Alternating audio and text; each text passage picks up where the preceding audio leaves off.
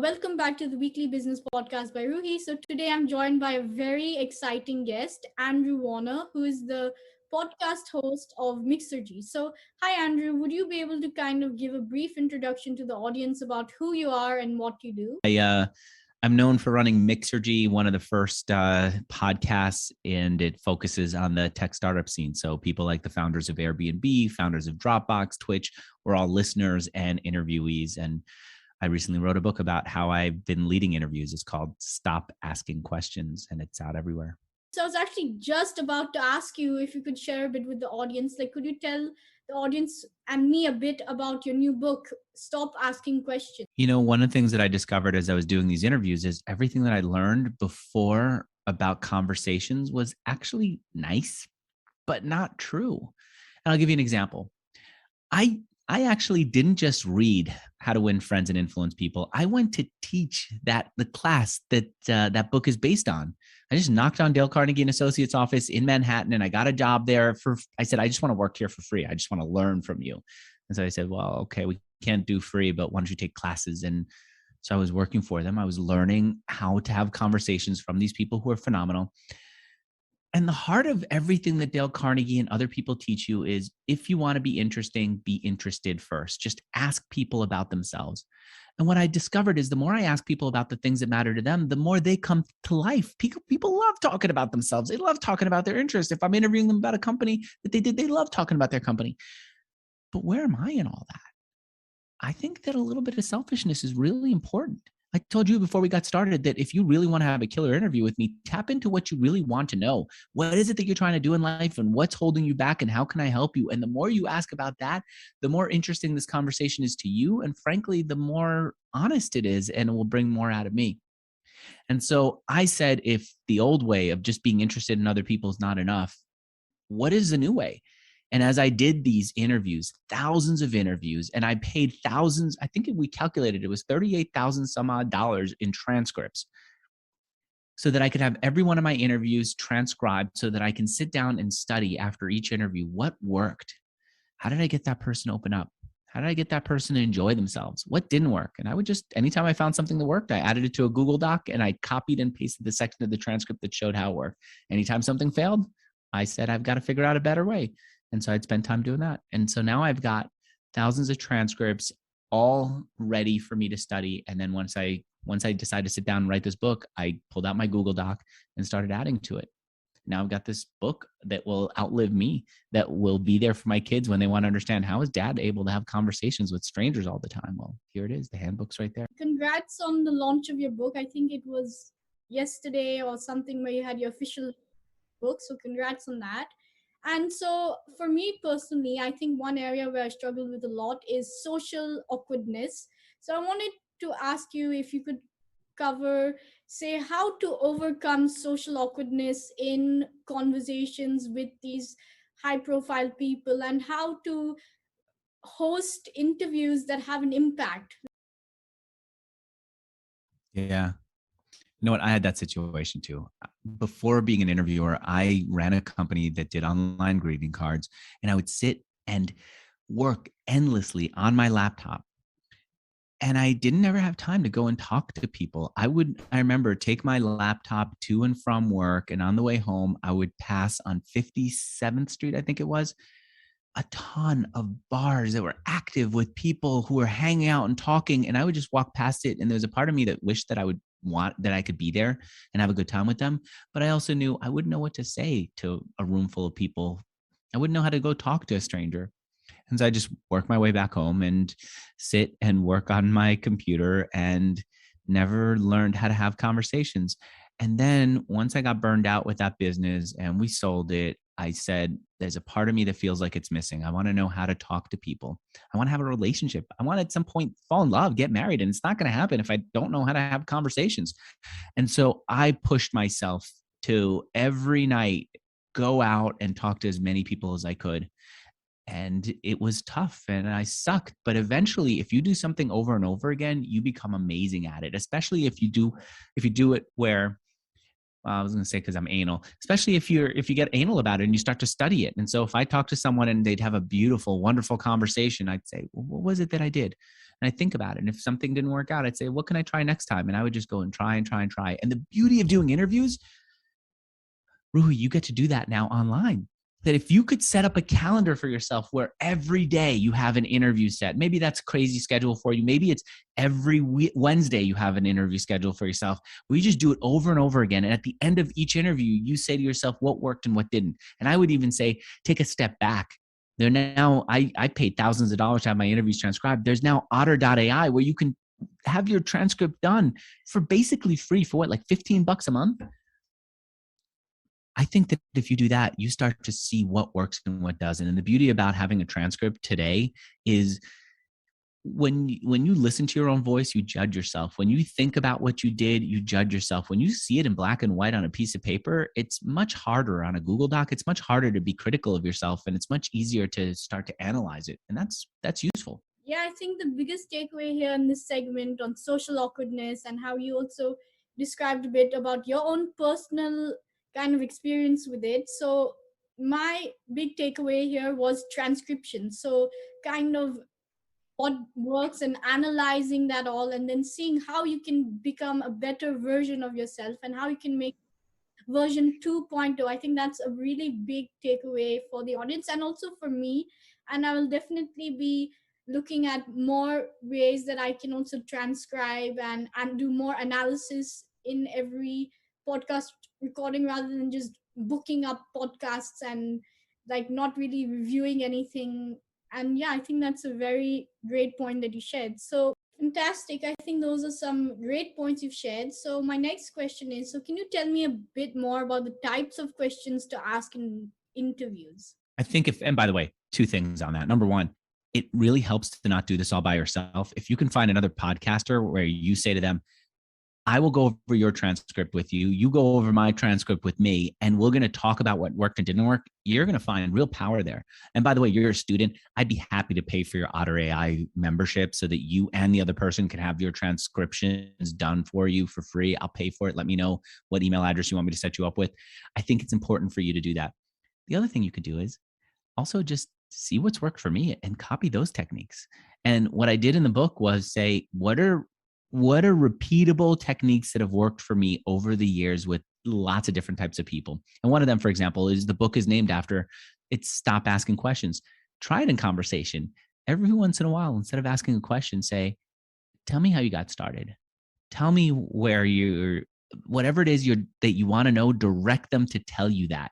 And it sometimes takes a little bit of like guts to say, I'm about to tell this person who's more important than me, or I feel is more important than me right now, to what to do. But when you do that, they feel more confidence in the conversation. Do that. They feel more confidence in the conversation they have with you. They feel led by somebody who's got their best interest in mind, who's going to guide them to the conversation, and not someone who comes across as like a needy 4-year-old. Tell me about, or where did you start your business? How did you get started? Why are you doing it? Right? Too many questions. So you take that technique, you take a bunch of the techniques that I've got in the book, you take techniques even from Dale Carnegie and just keep trying them. You don't have to invent it all yourself, but you do need to try them all and then see the response. And then if it works, keep it going. If it doesn't, ask yourself why not and study it. It's worth it. Studying conversations is worth it. I think that before you start to think about what to ask and what to say, you need to think about what's your goal for the conversation. It really helps to walk into a conversation and say, I'm trying to build a community for myself. I'm trying to build a community for my business.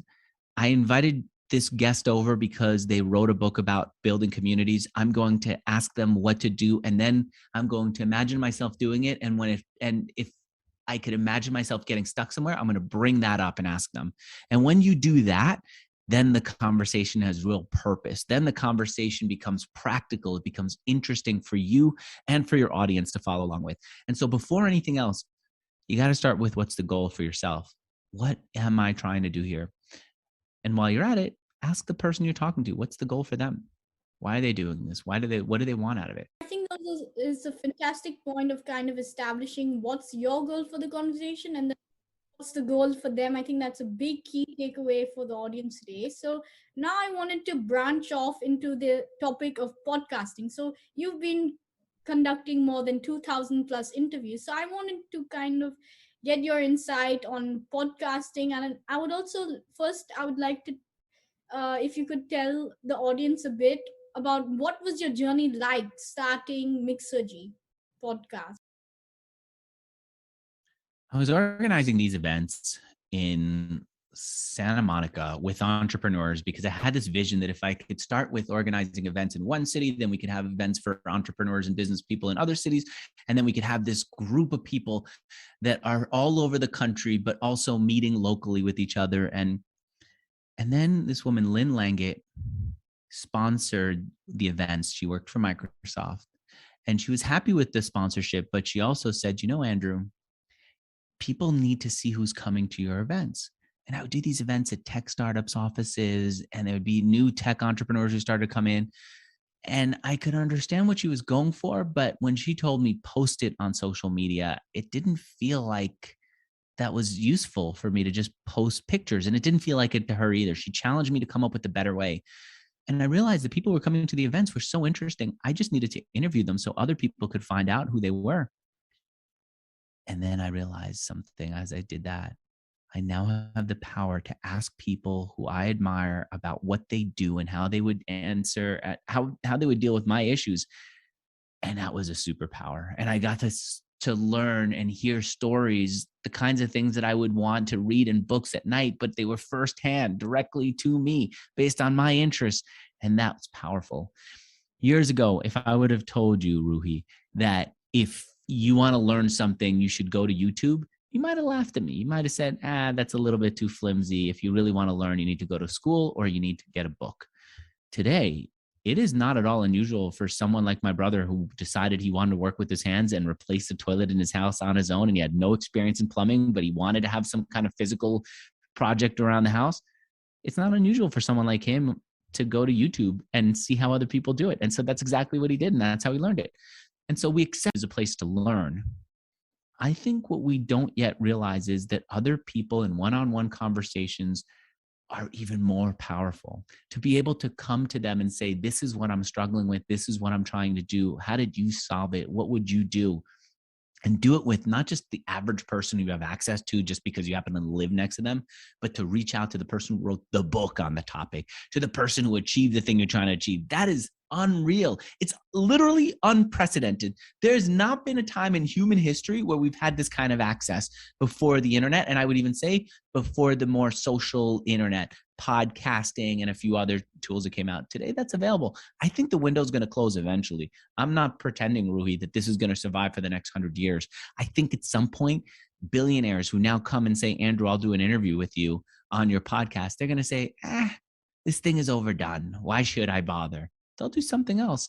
But while this opportunity exists, we have to seize it. We have to, every one of us, anyone who's listening to you, anyone who's reading my book needs to say, I'm going to formally do an interview.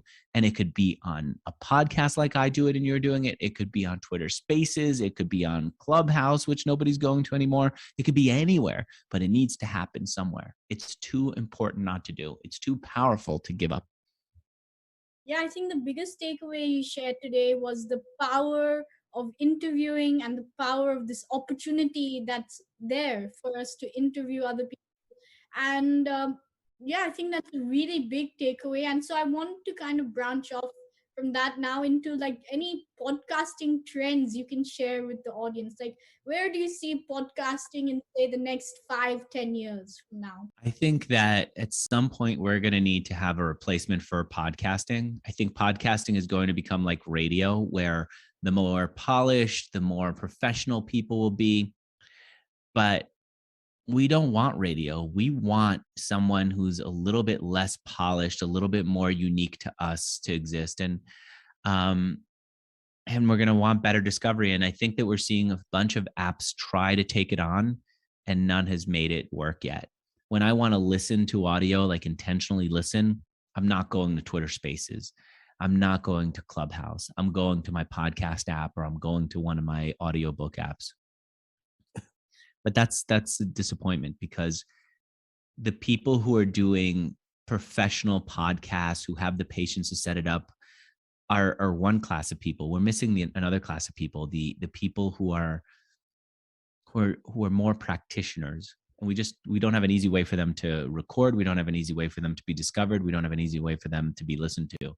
And that's where I think the future of podcasting is going to be, in those voices. You know what? I'm sorry to interrupt, but let me tell you, I think it's important to identify what this would look like. It looks a lot like TikTok. TikTok is the example that we're talking about. With TikTok, if you want to learn how to do Excel spreadsheets, there's some woman somewhere who lives in Excel who's creating 1-minute Excel spreadsheet tip videos. It's really powerful. If you want to learn how to use your phone, there's someone doing it. There's nothing like that for podcasting. Or also for how to learn the little things of life. Like the woman who's doing who's teaching people how to do spreadsheets, she's not creating a whole podcast for it. She has an easy entrance with TikTok. TikTok makes it super easy.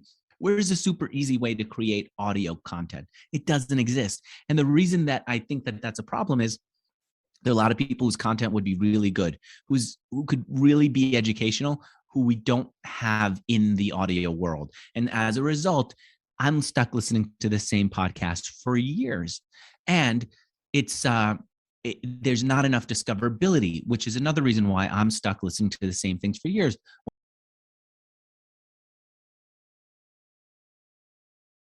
And then say, if you're sponsoring, what's your goal? And then basically give them a freebie to see if they could hit their goal. If they do, they'll buy more. If they don't, you want to learn and adjust. So I think the biggest takeaways you shared on the segment on monetizing a podcast are advertising and creating courses. So my next questions are more along the lines of NFTs and BitCloud. So I know you have a podcast where you talk about BitCloud, and I know that you've also created your NFT out of your own podcast. So I wanted to kind of, how do you create an NFT for your podcast? And then could you tell me a bit about BitCloud, and then what sorts of content should we be putting out on BitCloud? The NFT that I created was basically an image of an old stock certificate with my face on it and my promise that whoever owns that stock certificate will get a mention on my podcast. And I explained that whenever I do this new podcast, right now it's called BitClout Jam. I said, whenever I do the new podcast, just before I hit record, I'll check to see who owns this NFT.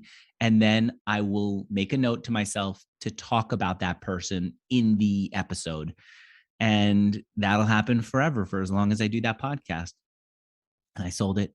I listed it on BitClout, and I'll explain why I put it on BitClout in a moment. And then I saw a few $100s for it. And I said, wow, a few $100s for this. Then it went to thousands. Then it just kept going and going. And then it sold for over $10,000. I was shocked for this little podcast about a little topic in this that I'm not even committed to do for the rest of my life. And that was really amazing. And so the reason that I did it on BitClout is a platform I'm curious about. I like how they give everyone their own coin when they join. I like how there's an NFT platform. I think this could be done on other NFT platforms too. My problem with a lot of NFT platforms is it's a pain to create. It's a pain to list. It's a pain to sell. It's a pain to buy. I do think that NFTs are incredibly powerful.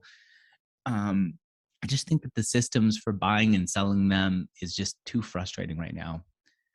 But it's worth learning. I think I could do this exact same thing for my podcast. You know what? Actually, let me add this to it. Imagine if you said to your audience, I think this is going somewhere, I'm not really sure where. If you want to buy an ad in every one of my episodes, just buy this NFT. And basically what they're doing is making an investment in your growth, in your future. It's a great way, I think, and it will continue to be a great way for creators to have the people who believe in them invest in them. Because if you're successful, buying an NFT that gives them lifetime ads on your podcast will be incredibly valuable for someone one day. If you're not, it won't. But the thing is, you're going to get all that money up front from people who are paying for your ads. Discuss some great promise behind NFT and BitCloud. And yeah, so my last few questions are more on content and advice. So I wanted to understand from you, so what sorts of content do you consume on a daily basis? Right now, I get most of my information from Twitter, from the Wall Street Journal. I've returned to that. I've had a subscription for them for years. Tech meme, random Reddits, and I find a lot of value in all that. I do occasionally go and search for new podcasts, but it's a pain. Podcast discovery is just not great. I do occasionally look for new YouTube channels to see if there's more information, but truthfully, I'm kind of bucketed within YouTube and I kind of enjoy it. My YouTube consumption is largely focused on chess right now, which is a personal hobby of mine, and random history shows. But for the most part, it's these little worlds that I enter occasionally. And then these old school established content creators like the Wall Street Journal. And then lastly, any advice you have for 20-year-olds and youngsters? Yeah, I think the more you get in the habit of creating, the better your life will be. That you feel such a sense of pride when you create anything that you want to do more of it, and it makes all the effort worthwhile. I think we just need to create more. Um, and that could be anything. It could be YouTube videos. It could be Instagram. It could be anything. Could be writing. It could be anything. And it's just absolutely worth it. One of my early interviewees, Eric Koster, after I guess he left tech and he went to teach at, I think, Georgetown University. And one of the things that he did, yeah, he's a professor at Georgetown. One of the things that he did with his class was he said, we're not just going to study, we're not just going to write reports, we're actually going to study and create and write books together. And to see all the books that come out of his class is amazing. But to think about how every one of his students has had the experience of creating, of seeing something major in the world, I would have loved that in school. I think we need to follow what Eric is doing over at Georgetown. We need to create as much as we can and keep iterating and improving and improving. For me, the creation comes, unfortunately, not by doing it by myself, but doing it with other guests in the form of interviews. And I think that that's very fortunate because it means it's not all on me to sit down and stare at an empty page and try to figure out how to fill it up. Every time I create, it's with someone else. And that means that the two of us together can work through the problem, can create amazing content, that it doesn't have to be on my celebrity. It can be on them and me together creating. And that's powerful. And that's why I love interviewing. Fantastic. I think the biggest takeaway here was to create and to iterate. So, my last question was, so what is the future of Mixergy? I think for the rest of my life, I will continue to do interviews in one form or another and put them on Mixergy. And the last set of interviews might be about me interviewing 110-year-old men because I'm 109 years old and trying to figure out what it is that I'm going to need to do and learn from them. Or maybe it's me interviewing 9-year-old kids about how they see the world and learning from them. But it'll be continuing on till I expect until I die. It was such an honor and a pleasure to have you on the show today. And thanks very much for your time. Thanks. I'm glad we got to meet. I appreciate you having me on. And just a quick one. So, could you share with the audience how they can get in touch with you and how they can connect with you? Yeah, absolutely. I'm all over the world as Andrew Warner. Just Google me and you'll see me. And then, of course, grab the book. Stop asking questions.